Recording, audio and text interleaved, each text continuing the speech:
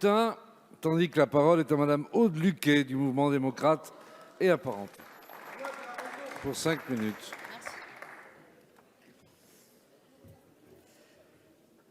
Monsieur le Président, Madame la Ministre, Madame la Présidente de la Commission du Développement durable et de l'aménagement du territoire, Mesdames et Messieurs les rapporteurs, chers collègues, le vote de ce jour revêt un sens particulier car nous sommes au cœur même des attentes des Français pour améliorer leur vie quotidienne. Les transports sont en effet essentiels pour se former, se rendre au travail, chercher un emploi, se soigner, accéder à la culture ou encore aux loisirs. Nous avons eu l'occasion de le dire en ouverture de nos débats. Cette future loi d'orientation des mobilités sera à l'origine du développement des transports de demain. En cela, cette loi a plusieurs ambitions.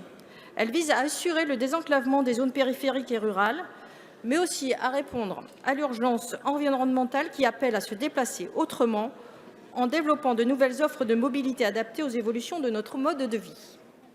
L'examen de ce projet de loi s'est révélé extrêmement intense. 4 semaines de débat, 55 heures en commission, 80 heures en séance, près de 6 000 amendements étudiés. Personne ne pourra dire ici que les débats n'ont pas eu lieu.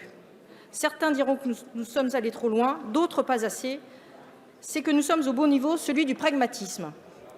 Ce travail parlementaire a contribué à étendre la portée du texte qui engage une transformation profonde au service d'un objectif principal, améliorer concrètement la mobilité au quotidien de tous les Français en mettant fin aux fractures sociales et territoriales. Pour ce faire, il propose des solutions de mobilité pour nos concitoyens habitant en zone rurale comme en zone urbaine, ainsi que pour le transport de marchandises qui doit lui aussi faire sa révolution.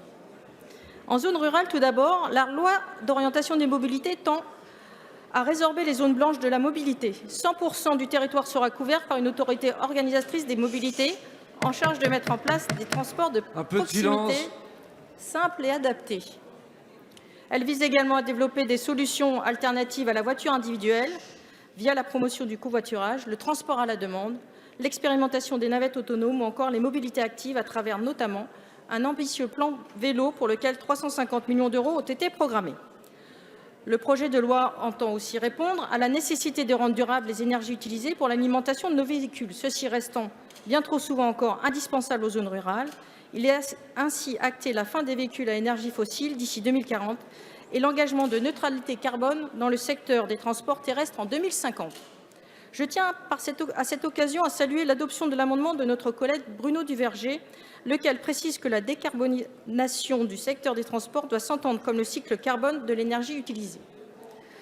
Cela nous permet d'inclure, en complément des véhicules électriques, ceux circulant avec des carburants à bilan carbone neutre ou 100% bio, sourcés, à savoir les carburants de synthèse, l'hydrogène vert ou le biogaz, et donc d'utiliser l'ensemble des moyens disponibles pour parvenir à nos objectifs.